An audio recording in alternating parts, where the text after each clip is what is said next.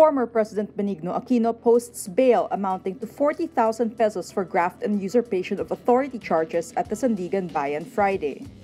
Aquino posts bail before the Sandigan Bayan could even determine probable cause to issue a warrant of arrest against him. High-profile Sandigan Bayan defendants choose this route, which is allowed by the court to avoid fanfare. This is the first time for Aquino to be charged after his presidency. Ombudsman Conchita Carpio Morales charged Aquino for allegedly conspiring with former Philippine National Police Chief Alan Purisima and former Special Action Force Director Getulio Napeñas Jr. The ombudsman said Aquino allowed Purisima to play a role in the botched Mamasapano operation in 2015, even if the then PNP chief was on preventive suspension.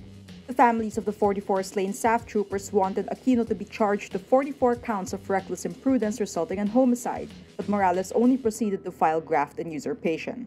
An appeal filed by the SAF 44 kin and the Volunteers Against Crime and Corruption is pending before the Supreme Court. Aquino's cases are raffled Friday morning to the 3rd Division, chaired by Presiding Justice Amparo Cabotaje Tang, his appointee. Philippine President Rodrigo Duterte says he would have American lawmakers critical of his war on drugs barred from entering the Philippines.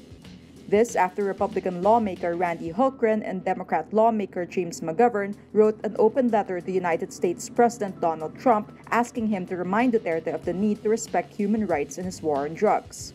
Duterte says he would include the American lawmakers in the immigration blacklist. If Philippine laws don't allow him to blacklist the lawmakers, Duterte says he would protest their visit and meet them at the airport to express his dislike for them. Duterte says, quote, "I'll meet you in the airport. Somebody should tell me they're coming. And I will just see you, you son of a bitch. You can come here because we have existing agreements. But I really do not like you also." Asking if he would consider visiting the US during his presidency, Duterte says he would never make such a trip as president.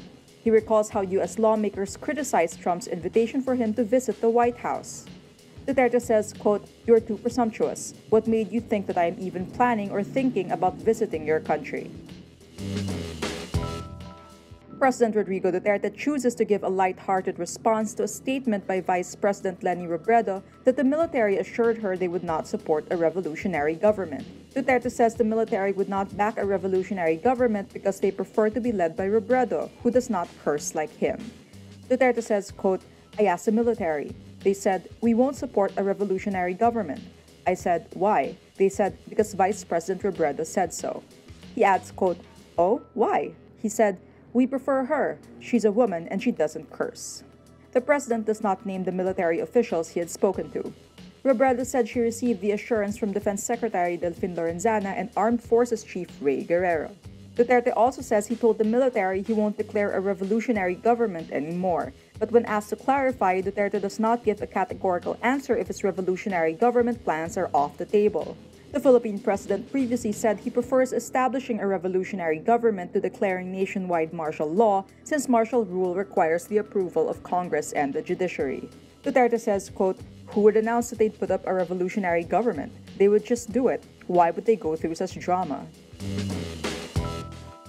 Philippine President Rodrigo Duterte meets with Russian President Vladimir Putin Friday in Vietnam, where they discuss security issues and trade. The two leaders' bilateral meeting comes on the sidelines of the Asia-Pacific Economic Cooperation Summit.